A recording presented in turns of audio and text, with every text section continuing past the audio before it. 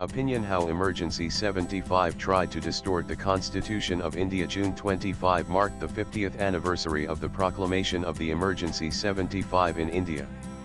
The Modi government decided to observe the occasion as Samvidhan Hatya Divas, the murder of the Constitution Day.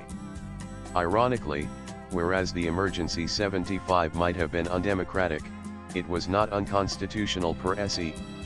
It was proclaimed under due provisions of law. The Article 352(1) in the original constitution read as if the President is satisfied that a grave emergency exists whereby the security of India or any part of the territory thereof is threatened, whether by war or external aggression or internal disturbance, he may by proclamation, make a declaration to that effect. It was this provision that the then President Fakhruddin Ali Ahmed depended upon while proclaiming the emergency on the night of June 25, 1975.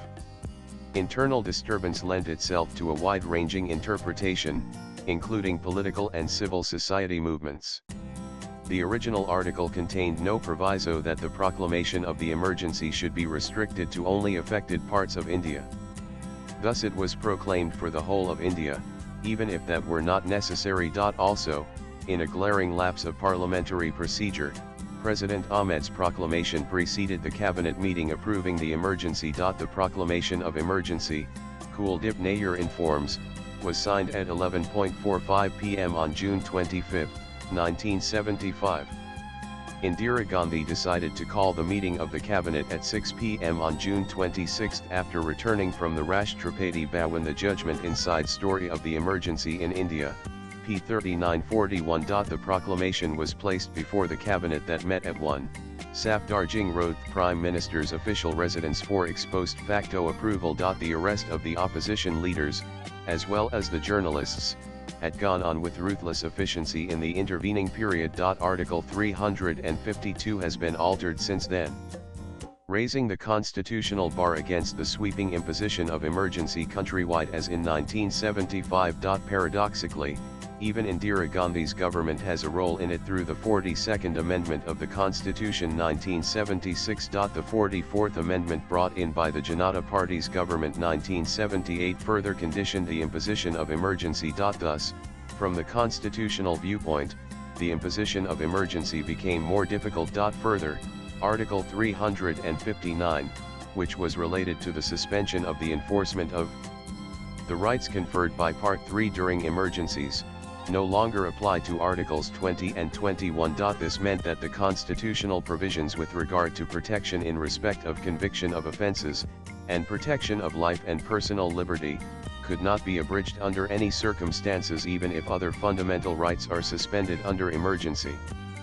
These changes will be described ahead. The events described as the causes of the emergency 75, e.g. students' movement spearheaded by Jayaprakash Narayan, the Allahabad High Court's judgment declaring Indira Gandhi's election from Raebareli parliamentary constituency 1971 as void, etc., were at best immediate causes. Immediate causes only ignite the stockpile of explosive materials already present.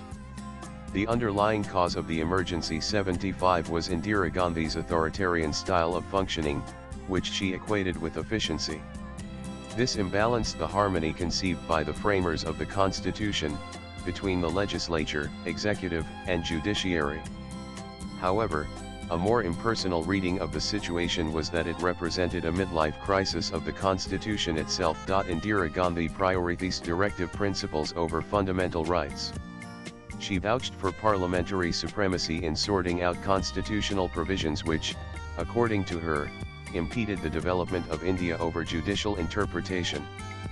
She felt parliamentary supremacy was necessary to prevent the constitution from becoming atrophied. Parliament of India must have unlimited authority to amend the constitution with a 2/3 majority as and when needed. There was a sudden acceleration in constitution amendments during her second tenure. During the first 2 decades of its operation, the constitution had been amended on 23 occasions. The Constitution 23rd Amendment Act, 1969, was notified on January 23, 1970, and came into force the same day. There was no other amendment during the rest of the year, which also witnessed the premature dissolution of the 4th Lok Sabha. In the 5th Lok Sabha elections, 1971, Indira Gandhi returned with a huge mandate. During this tenure, which included the emergency 75 period, the constitution was amended on 19 occasions. Her magnum opus enactment was the Constitution 42nd Amendment Act,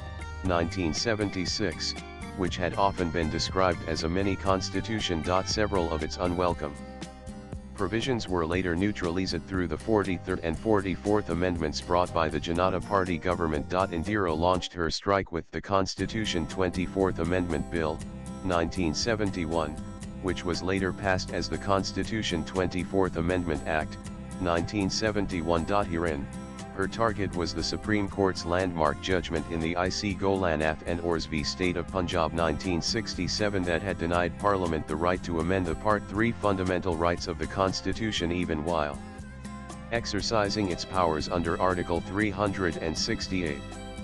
It was the first time that any authority had held that any portion of the Constitution was impervious to amendment. Indira Gandhi naturally did not appreciate this judicial embargo and wanted to get rid of it at the earliest. However, she could not have the last laugh in the matter. In Keshavananda Bharti v State of Kerala 1973, the Supreme Court laid down the concept of basic structure of the Constitution that exercised a cap on Parliament's unlimited amending power. In effect, the 24th Amendment made the provisions of Article 13 subject to the provisions of Article 368 as invalid. The Apex Court held that the whole of Article 31c, which abrogates for certain purposes the fundamental rights in Articles 14, 19, and 31 of the Constitution, is invalid. The court stated that while ordinarily it had no power to review a constitutional amendment, it could do so if the amendment destroyed or damaged the basic structure of the Constitution. Basic feature, however, is not a finite or quantifiable concept but depends on the merit of the case. Less than 5 months after the emergency 75 had been declared on November 10, 1975, the Supreme Court constituted a 13-judge bench to hear a plea of the Government of India that the Keshavananda Bharti verdict should be overruled. It was evidently a quid pro quo by Chief Justice N. Ray, who had been elevated to the top position by Indira Gandhi, by superseding 3 senior-most judges, who resigned in protest. April 1973. Legal luminary Nani A. Palkhivala filed a petition against this government plea on the ground that the Keshavananda Bharti judgment was delivered by a full bench of the Supreme Court with proceedings lasting for 5 months. It would set a wrong precedent whereby even this full bench's judgment might be reconsidered by another full bench in future. Moreover, the time was least opportune, when fundamental rights of the citizens stood abrogated, there was no effective opposition inside Parliament, and most important leaders of the opposition parties were languishing in jail. Nobody could write or speak anything in public that was not acceptable to the government. We, the people. P 187. Due to Palkhivala's forceful advocacy, the bench was dissolved within 2 days of argument, though nothing was reported in the media due to censorship. Yet, it was a victory, no doubt, which saved the prestige of the judiciary. Having failed to regain unlimited amending power through the legal route and dissatisfied with the tardiness of the parliamentary process, Indira Gandhi contemplated a change in the form of government. The French system appealed best to Indira. Her notorious younger son, Sanjay, overtly pitched for a presidential system, which gave all the power to one person, without the curb of Parliament. The judgment, P 114. The Swaran Singh Committee was set up by the AICC to consider suitable changes in the Constitution. Swaran Singh, the former External Affairs Minister, came out with proposals for extensive changes in the Constitution. It would have been worse if I were not there, Swaran Singh later told Kuldeep Nair. We buried the presidential system once and for all. The judgment, P 148. The Swaran Singh Committee proposals became the basis of the Constitution 44th Amendment Bill, 1976, which, on enactment, became the Constitution 42nd Amendment Act, 1976. It was an extensive piece of legislation that sought to amend the preamble, inserting the expression socialist secular and the 7th schedule in addition to around 36 separate articles. B. Substitute 4 articles with new ones, C. Insert 2 new parts viz.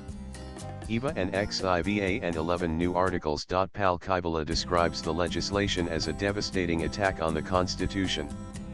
It is a pity that the exercise was undertaken under the guise of the emergency. When the Janata Party came to power as a result of the 6th Lok Sabha elections, 1977, it enacted the Constitution 43rd Amendment Act, 1977, and the Constitution 44th Amendment Act, 1978, which aimed at reversing many of the capricious and detrimental amendments. By a legislative surgical strike, to use a present-day popular phrase, the Janata Party government removed the root cause of confusion that had exposed fundamental rights to repeated parliamentary assaults. The 44th Amendment did away with Article 31 compulsory acquisition of property in Part 3 fundamental rights. The right to property to another part of the Constitution, viz. Part 12, thus making it a legal right. The presence of right to property, which was actually about land acquisition by the government in Part 3, had actually made fundamental rights unsafe. The problem was fixed for all times to come. This churning led to an important result. The imposition of emergency under Article 352 became more difficult and conditional.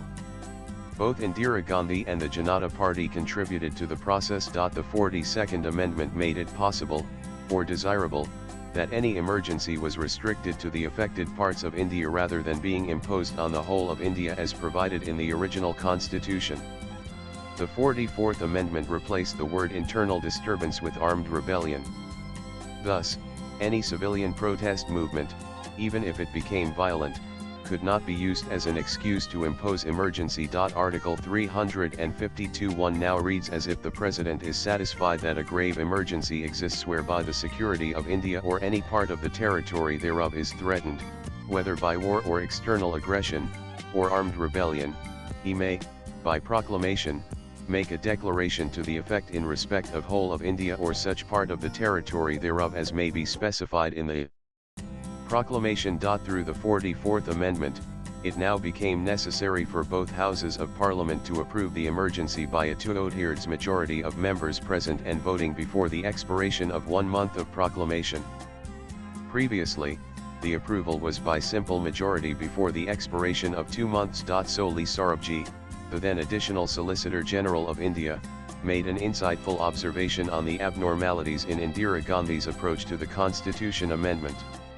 Appearing on All India Radio Spotlight program on September 23, 1978, Sarabji stated, "Our constitution conceives of the state as existing for its citizens and not the citizens for the state. It recognizes the infinite worth of every individual soul because it believes that in a world of variables, it is the individual alone who is timeless. Accordingly, our constitution ordains that justice social, economic, and political, be achieved without stifling basic freedoms and the dignity of the individual. In other words, without depriving the people of India of their basic human rights." This priceless statement of Soli Sarabji should be remembered by every government as the key to our constitutional ethos. Swipe left for next video. It was, however, left to the Supreme Court in the Minerva Mills Ltd. and Orsvi Union of India 1980 to finally invalidate the vestige of Indira Gandhi's attempt through the 42nd Amendment to trample on fundamental rights in pursuit of unlimited constitutional amendment. The writer is the author of The Microphone Men: How Orators Created a Modern India 2019 and an independent researcher based in New Delhi. Views expressed in the above piece are personal and solely those of the author. They do not necessarily reflect News 18's views. Latest blogs.